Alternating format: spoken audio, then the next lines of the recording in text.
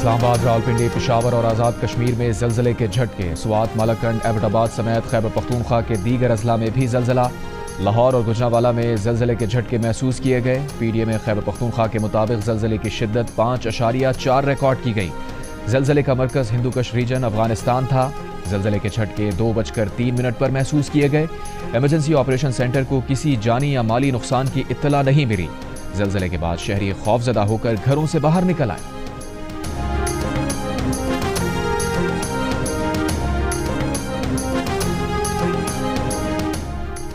اسلام آباد اور ملکہ کوہسار مری میں گرج چمک کے ساتھ بارش۔ منگورا، سوات میں گرج چمک کے ساتھ موسلادھار بارش۔ محکمہ موسمیات کے مطابق آج پنجاب، بالائی خیبر پختونخوا، کشمیر اور گلگت بلتستان میں کہیں کہیں بارش کا امکان ہے۔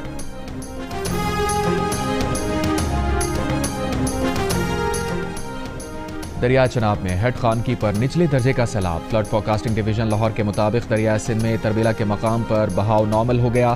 کالا باغ، چشمہ، توسا، گڈو اور سکھر بیراج پر بدستور نچلے درجے کا سیلاب برقرار ہے۔ باقی دریا اپنے اپنے ہیڈ ورکس پر معمول کے مطابق بہہ رہے ہیں۔ تربیلا ڈیم 90% اور منگلا ڈیم 60% بھر چکا ہے۔ کالا شاہ کاکو کے قریب اسلام آباد ایکسپریس کی 6 بوگیاں پٹری سے اتر گئیں۔ ترجمان ریسکیو کے مطابق واقعے میں 30 مسافر زخمی ہوئے۔ 21 مسافروں کو فرسٹ ایڈ دی گئی۔ 9 زخمی اسپتال منتقل۔ ٹرین کی بوگیاں پٹری سے اترنے کے باعث ٹرینوں کی آمد و رفت معطل۔ ریلویز حکام کے مطابق پٹریوں کی حالت خراب ہونے کے باعث ٹرین پٹری سے اتری۔ جائے حادثہ پر ٹریک متعدد مقامات سے ٹوٹا ہوا پایا گیا۔ ترجمان ریلویز کا کہنا ہے کہ مسافروں کو محکمہ ریلویز نے بسوں میں منزل کی طرف روانہ کر دیا۔ مسافروں کو محکمہ ریلویز کی جانب سے کھانا بھی فراہم کیا گیا۔ راولپنڈی اور لاہور کے لیے ٹرینوں کے روٹ کو عارضی طور پر تبدیل کر دیا گیا۔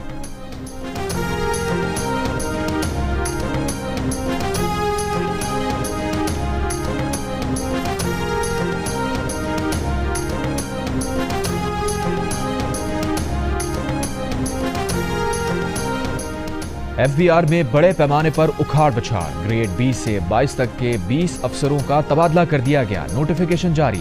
تبدیل ہونے والے افسران کا تعلق ان لینڈ ریونیو سے ہے۔ گریڈ 17 اور 18 کے ان لینڈ ریونیو کے مزید 232 افسران کا تبادلہ بھی کر دیا گیا۔ افسران کا تعلق کراچی، اسلام آباد، لاہور، ساہیوال، سکھر، راولپنڈی سے ہے۔ کوئٹہ، سیالکوٹ، پشاور، ملتان، حیدرآباد، فیصل آباد سے بھی افسران کے تبادلے۔ ایف بی آر کا کہنا ہے کہ تبادلوں اور تقرریوں کا مقصد بہتر قیادت، نگرانی اور فیلڈ کی سطح پر ریونیو میں اضافہ کرنا ہے۔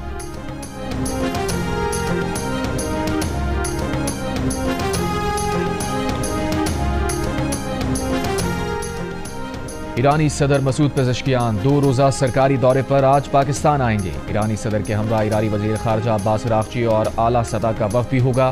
ترجمان دفتر خارجہ کے مطابق ایرانی صدر اپنے قیام کے دوران صدر آصف زرداری سے ملاقات کریں گے۔ وزیر اعظم شہباز شریف اور ایرانی صدر کے وفود کی سطح پر مذاکرات ہوں گے۔ مسعود پزشکیان کا بطور صدر پاکستان کا یہ پہلا سرکاری دورہ ہوگا۔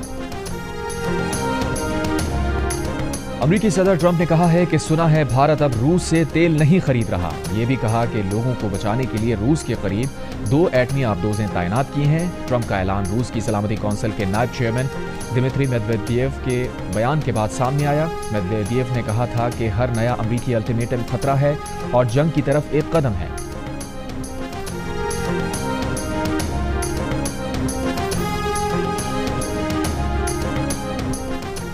Army chief field marshal Asim Munir نے کہا ہے کہ پاک چین افواج کی شراکت داری علاقائی استحکام میں اہم کردار ادا کرتی رہیں گی۔ بدلتے اسٹریٹجک ماحول کے باوجود پاک چین دوستی ہمیشہ مضبوط اور ناقابل شکست رہی ہے۔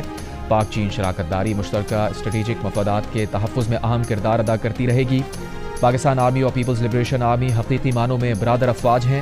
GHQ میں چین کی پیپلز لبریشن آرمی کی قیام کی سالگرہ کی تقریب، چین کے سفیر کی بطور مہمان خصوصی شرکت۔ ISPR کے مطابق چینی سفیر نے پاک چین اسٹریٹجک شراکت داری کے لیے بھرپور حمایت کا عزم دہرایا۔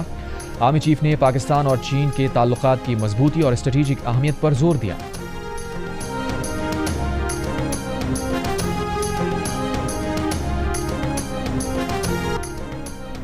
ماہر معیشت عزیر یونس کا امریکی صدر ٹرمپ کی جانب سے بھارت پر عائد ٹیرف اور جرمانے پر کہنا ہے کہ بھارت کی خارجہ پالیسی اسٹیبلشمنٹ امریکہ کے ساتھ موجودہ صورتحال کو سمجھ نہیں پائی اور وہ یہ سمجھتے رہے کہ امریکہ کے ساتھ 30 سالہ قربت ڈونلڈ ٹرمپ کو رعایتیں دینے پر مجبور کر دے گی۔ یہیں پر ان سے غلطی ہوئی اور بالآخر صدر ٹرمپ نے کہا کہ ہم ڈیل نہیں کریں گے۔ بھارتی وزیر اعظم مودی کو مشورہ دیا گیا کہ ٹرمپ کو کال نہ کریں ورنہ وہ آپ سے زیادہ مانگ لیں گے اور آپ منع نہیں کر سکیں گے۔ اسی مرحلے پر ساری بات چیت زمیں بوس ہو گئی۔ پروگرام آج شاہ زیب خانزادہ کے ساتھ میں بات چیت کرتے ہوئے انہوں نے مزید کہا کہ آنے والے ہفتوں میں بھارت امریکہ ڈیل ہو سکتی ہے، مگر دھچکا ضرور لگا ہے۔